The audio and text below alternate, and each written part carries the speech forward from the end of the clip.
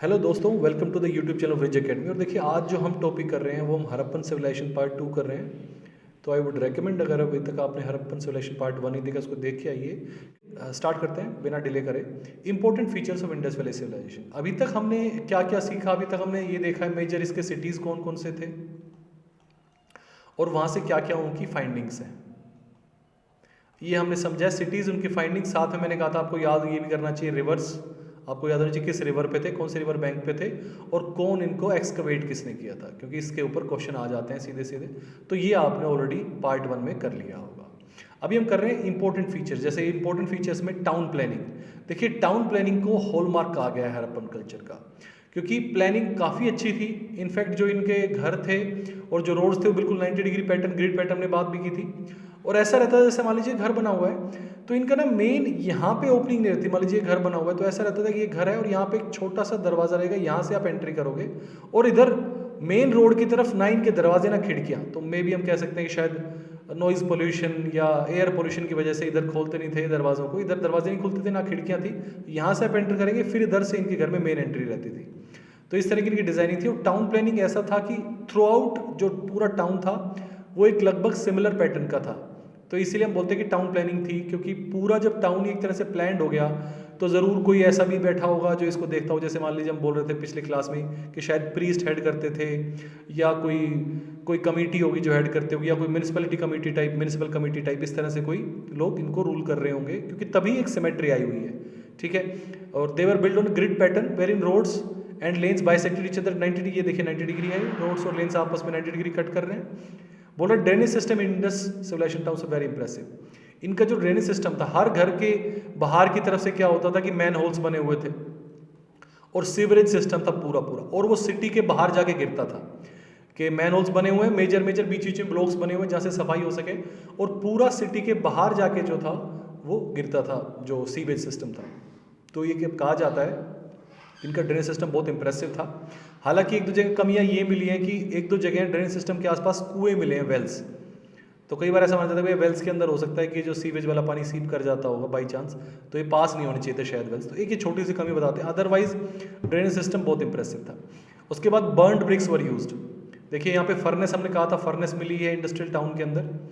तो जो ईंटें थी वो पकी हुई ईंटें थी, भट्टी से पकी हुई ईंटें, बर्न ब्रिक्स बोलते हैं जो पकी हुई ईंटें, तो उनको यूज़ करते थे। तो बर्न ब्रिक्स का मतलब सिंपली ये कहना चाह रहे हैं कि अब जो है इसकी लाइफ ज़्यादा हो जाती है। एक ईंट अगर पकी हुई हो तो उसकी लाइफ जो है बढ़ जाती है। तो कह रहे हैं कि बर्न ब्रिक्स वाइडली यूज, और इसे ज़्यादा देर तक जो है इनके घर वर सब सर्वाइव कर पाए। मेजर टाउन है 2 पार्ट्स, ये हम बात कर चुके थे कि फोर्टिफाइड रहता था, एक अपर टाउन एक लोअर टाउन। फोर्टिफाइड सेटलमेंट, अपर में अलग से फोर्टिफिकेशन रहती थी, और mainly occupied by elite class. और जो लोअर टाउन था वो कॉमन पीपल के हिसाब से, है ना। जो डिफरेंस हम समझ ही पा रहे हैं कि डिफरेंस था। और इसके अंदर हम कह सकते हैं कि क्लास डिवीजन था, क्योंकि बहुत सारी चीज़ें ऐसे अलग अलग मिली हैं। जैसे कि आपको मेटल के टॉयज़ भी मिले हैं और लकड़ी के टॉयज़ भी, मिट्टी के टॉयज़ भी मिले हैं। तो इस तरह से हम कह सकते हैं भैया क्लास डिवीजन था, कुछ लोग ज़्यादा अमीर थे। फिर उसके बाद हम ऐसे भी कह सकते हैं कि कुछ घर ऐसे थे जो डबल स्टोरी थे, कुछ घर सिर्फ सिंगल स्टोरी थे। तो अमीर लोगों के हिसाब से क्लास डिवीजन था ही था। कुछ लोग डबल स्टोरी में रहते थे, कुछ लोग सिंगल स्टोरी में रहते थे, है ना। नेक्स्ट हम बात करते हैं इनके एग्रीकल्चर की। देखिए एग्रीकल्चर में इन्होंने 2 टाइप्स मेनली प्रोड्यूस करते थे, वीट और बार्ले। ठीक है। और हालांकि इनका जो सिस्टम था प्रोड्यूस करने का वो फ्लड प्लेन्स के हिसाब से रहता था नवंबर में। कि होता क्या था कि जैसे मान लीजिए नदी है, नदी के अंदर फ्लड प्लेस, नदी के अंदर जो है बाढ़ सी थोड़ी आई और नदी ने पानी यहाँ पे जो छोड़ दिया साइड में, और यहाँ पे पानी के साथ साथ क्या, जो इसके डेब्रिस है या एलुवियल सोइल, जैसे हम आज डेट में बात करते हैं गंगा प्लेन्स की, तो इसने एलुवियल सोइल भी छोड़ दी।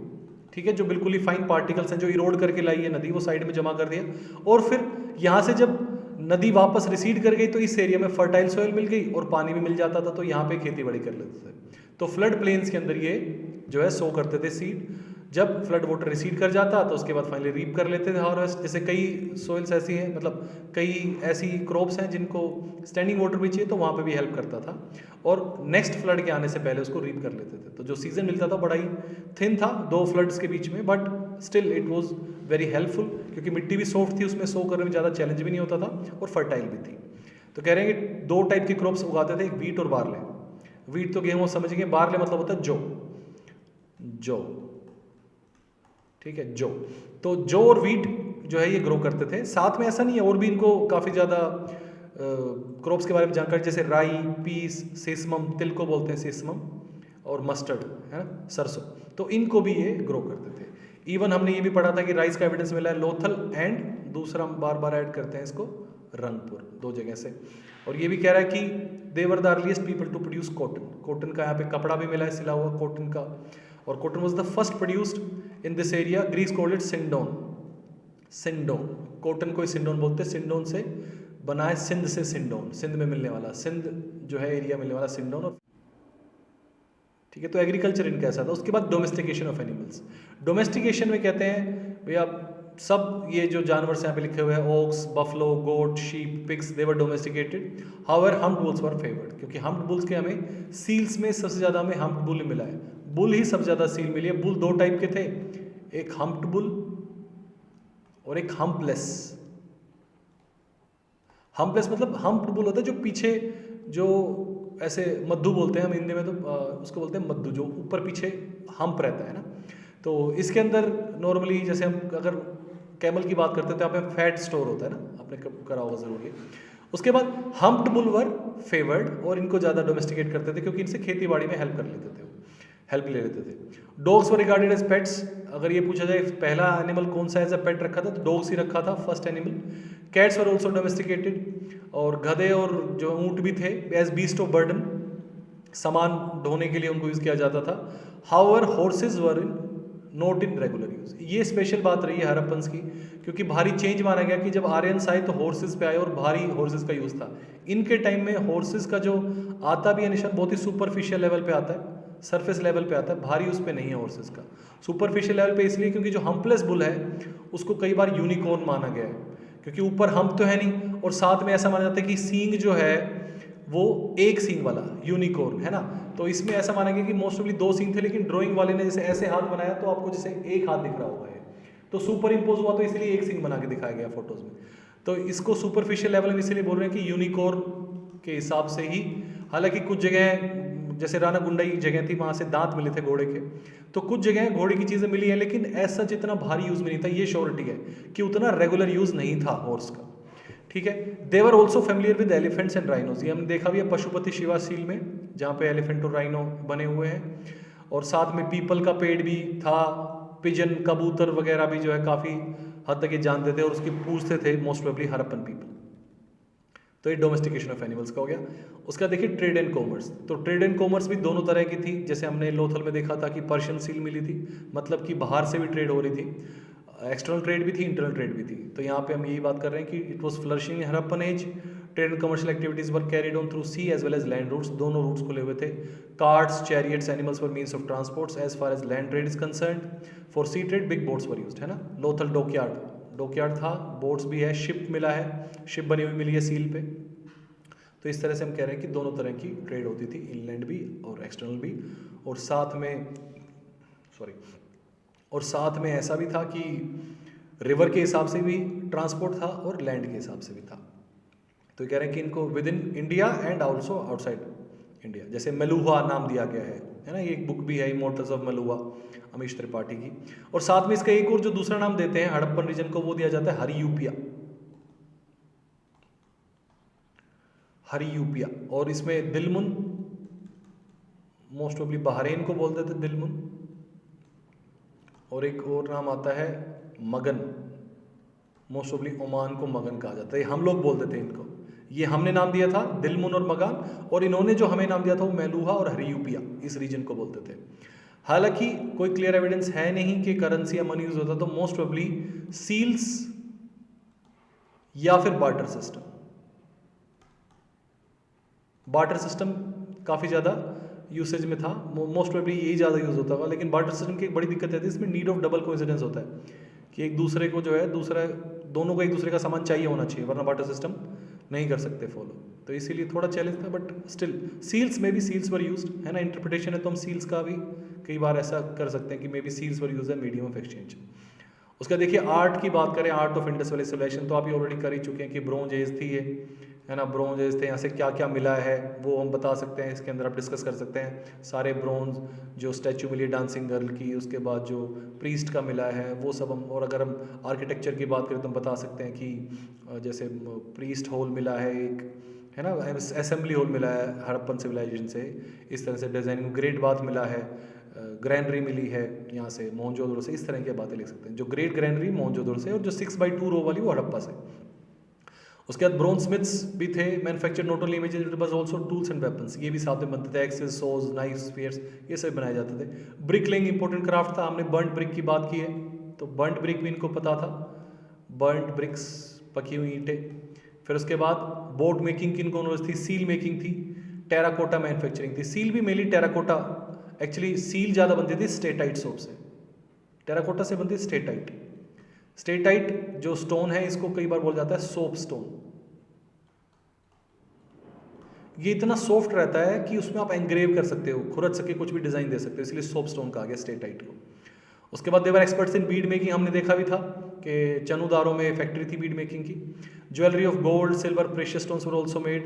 The porters wheel was in full use, ये भी हमने किया था, बिना स्पोक वाला पूरा व्हील, इसको बोलते हैं पोर्टर्स व्हील, ये भी काफ़ी ज़्यादा यूज़ हुआ था, और इनकी जो पोर्टरी थी वो काफ़ी ग्लोशी और शाइनिंग भी थी। ठीक है, उसका देखिए बात करते हैं धर्म की, कि इंडस वैली सिविलाइजेशन का रिलीजन कैसा था। देखिए, chief male deity Pashupati Mahadev, proto Shiva, जो शिव जैसे लगते हैं, जो हमने बात की थी कि सिंहासन में बैठे हैं, साइड में 4 जानवर हैं, और उनके जो है सिंहासन के नीचे 2 हिरन हैं, वो सील की हमें बात कर रहे हैं कि मेल के डेटी के अंदर यही है, और ये योगिक पोस्चर में बैठे हैं। ठीक है, और having 3 faces and 2 horns, he is surmounted bye 4 animals, ये हम ऑलरेडी बात कर चुके हैं। तो मेन जो इसका मेल डाइटी की बात हम करें तो मेल डाइटी पशुपति महादेव का नाम आता है। और पहले जो पशुपति था ये मेनली था कि भैया एनिमल्स का गॉड, एनिमल्स का गॉड, पशुपति एनिमल्स का गॉड। उसके बाद चीफ फीमेल डाइटी अगर बात करें तो मदर गॉडेस, जो मैंने बताया था कि वूम से पेट निकल रहा है, मदर गॉडेस से माना गया है। और काफ़ी ज़्यादा ऐसा फैलिक वर्शिप है, लिंगम वर्शिप रहा है, योनि वर्शिप रहा है, सेक्स ऑर्गन के वर्शिप है, हम ऑलरेडी डिस्कस कर ही चुके हैं। सो देखिए, ये जो क्लास है हमारी ज़्यादा एक रिविजन टाइप की क्लास है, कि अगर मान लीजिए सिंपली ऐसा पूछ लेता है कि रिलीजन कैसा कैसा था, तो आप सिटीज़ को छोड़ के वैसे समझ पाएंगे कि धर्म को कैसे मानते थे। ठीक है, worship of fire is proved bye discovery of fire, Lothal, Kalibangan, Harappa, यहाँ सब में हवन कुंड, यज्ञ सब जगह मिली है, तो फायर अल्टर्स की डिस्कवरी से प्रूव होता है कि शायद फायर की वर्शिप भी होती थी। ठीक है, उसके बाद they also worship in trees, people tree की भी पूजा करते हैं। एनिमल्स, यूनिकॉर्न जो मैंने बताया, एक का सिंगा, जो सींग एक ही है क्योंकि मोस्टली सुपर इम्पोज्ड है। और ये भी माना जाता है कि they believed in ghost and evil forces, क्योंकि एमुलेट्स मिले, ताबीज़ मिले हैं, किसी के हाथों बंधे हुए हैं ताबीज़। उसके बाद फिर हमने प्री स्टैचू में किया था कि माथे पे ताबीज़ बंधा हुआ था, तो मोस्ट प्रोबेबली ये ऐसा बोलते हैं कि they believed in ghost and evil forces, तो यहाँ से आ रहा है कि एमुलेट्स का जो यूज़ होता था। तो ये आपका वैदिक रिलीजन हो गया इंडस। उसके बाद बात करते हैं सील्स की। देखिए, बात हम करें सॉफ्ट स्टोन या सोप स्टोन भी बोल सकते हैं इसको, steatite was a soft stone या soap stone, very soft stone, soap stone. तो they were greatest artistic creation of Harappan people. Majority seals कहाँ से मिली हमें, मोहनजोदड़ो से मिली है, और ज़्यादातर में एनिमल्स एंग्रेव्ड है ना, बुल की हमने बात की थी। Unicorn is the most commonly presented on the seals, सब ज़्यादा इसी की सील्स है ना। तो हम बोल रहे थे सुपरफिशियल घोड़े का जो हम बोल रहे थे, यूनिकॉर्न यहाँ से आ रहा है। उसका स्क्रिप्ट हम बात कर चुके हैं कि स्क्रिप्ट इनकी बुस्टोफिडॉन थी, साथ में पिक्टोग्राफिक थी, पिक्चर्स भी, सिंबल्स यूज है, सिंबॉलिक सिंबल्स यूज किए गए हैं, तो पिक्चर्स सिंबल्स एक बात बोल सकते हैं। उसके बाद बुस्टोफिडॉन थी, और अभी तक लेकिन खराब बात यह कि we are not yet able to decipher this scripts, है ना, अभी तक हम डिसाइफर नहीं कर पाए। और जो सिंबल्स थे लगभग 400-600 सिंबल यूज किए गए हैं इसके अंदर। ठीक है, जो साइंस यूज किए गए हैं वो, और it is still not been deciphered, इसीलिए इसको बोलते हैं enigmatic script, because we do not know what is written, enigmatic script. तो ये इनके स्क्रिप्ट की बात हो गई है। ओके, तो देखिए हम cause of decline of Indus civilisation कर रहे हैं कि किस वजह से डिक्लाइन हो गई। तो एक्चुअल में क्या है कि इसका थोड़ा सा राइज का भी डाउटफुल है और डिक्लाइन का भी डाउटफुल है। जैसे ये बोलते हैं कि हड़प्पन सिविलाइजेशन जो आई वो बेबीलोनियन थी, Babylon was eastern part of Mesopotamia, तो बोला जाता है कि उसकी एक्सटेंशन थी। तो हम उस बात को बिल्कुल खारिज कर देते हैं। जैसे मैंने पहले बताया कि हम बोलते हैं हमारी पोट्री अच्छी हुई थी, मटके बना लिए थे हमने, ग्रैंडरी थी हमारे पास, नियोलिथिक के अंदर हमारा अच्छा एग्रीकल्चर हो गया था, तो इसीलिए स्पेसिफिकेशन ऑफ वर्क आया और हमारी इंडिजिनस सिविलाइजेशन है और कंटेम्प्रेरी सबसे बड़ी भी थी। फिर इसी तरह से डिक्लाइन की बात अलग लगाई, ये बोलता है आर्यन इन्वेजन, तो आर्यन इन्वेजन व्हीलर, मोर्टिम व्हीलर ने मेनली कहा है कि आर्यन इन्वेजन हुआ। अब हम ये मानते हैं कि इसका जो पीक पीरियड था वो था 1750 बीसी तक, है ना, 2500 से 1750 बीसी, और आर्यन इन्वेजन माना जाता है 1500 बीसी। तो फिर हम कहते हैं कि आप जो बात कर रहे हो कि आर्यन इन्वेजन में डिक्लाइन हो गई, ये आप 250 साल कैसे बताओगे? एक्चुअली रिवर्स में चलती है ना, बीसी बिफोर क्राइस्ट है, रिवर्स में चलता है 1750, 1749, फिर 1748। तो इस तरह से कह रहा है कि 250 साल बाद आप बात कर रहे हो, उस 1500 में आर्यन इन्वेजन हुआ, तो आप कैसे कह सकते हो कि आर्यन इन्वेजन की वजह से डिक्लाइन हुआ? तो हम ये बात नहीं मानते। दूसरा इकोलॉजिकल डिस्टर्बेंस है, फेयर सर्विस ने दिया है। एक्चुअली क्या है कि बहुत सारी ऐसी जगह मिली है जहाँ पे कहीं हमें ऐसा लगा कि बाढ़ आ गई थी, कुछ साइट्स पे, कुछ साइट पे ऐसा लगा कि सूखा पड़ा था। तो इसीलिए थ्योरीज ये कुछ कुछ एरिया के लिए सही है, लेकिन ओवरऑल थ्योरी हम इसको सही नहीं मान सकते। तो इकोलॉजिकल डिस्टर्बेंस फेयर सर्विस की थी। फिर डेल्स ने कहा है कि इंडस रिवर ने अपना कोर्स चेंज कर लिया, तो जो सिटीज़ थे उसके बैंक पे वो सर्वाइव नहीं कर पाए। फिर इसने कहा सूखा पड़ा स्टेन ने, लो रेनफॉल। फिर मैके और एसआर राव ने कहा कि फ्लड की वजह से जो है सिटी खत्म हो गए थे। फिर डीपी अग्रवाल सूद ने कहा है कि गग्गर रिवर जो थी मेनली जो राजस्थान और हरियाणा में थी वो सूख गई थी इस वजह से। और रेक्स ने और डेल्स ने ये भी कहा है कि अर्थक्वेक की वजह से।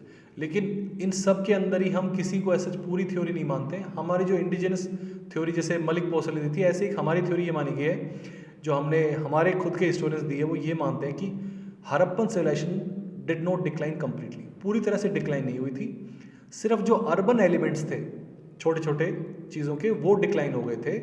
बाकी जो विलेज वाले एलिमेंट थे वो बाद तक कंटिन्यू रहे हैं। जैसे हड़प्पा के अंदर वेटन मेजर बड़े भारी रहे, वो भी बाद में यूज़ हुए हैं। योगा की भी जो पोस्चर्स फोटोज़ मिले हैं वो भी बाद में यूज़ होते दिखे हैं। फिर उसके बाद जैसे हम रथ की बात करते हैं, जो रामायण महाभारत के अंदर रथ देखते हैं, वो भी रोपड़ में मॉडर्न इक्का की तरह आज भी यूज़ रहता है, तो पहले भी यूज़ होता है। तो ये हम बोलते हैं कि पूरी तरह से वाइप आउट नहीं हुआ था।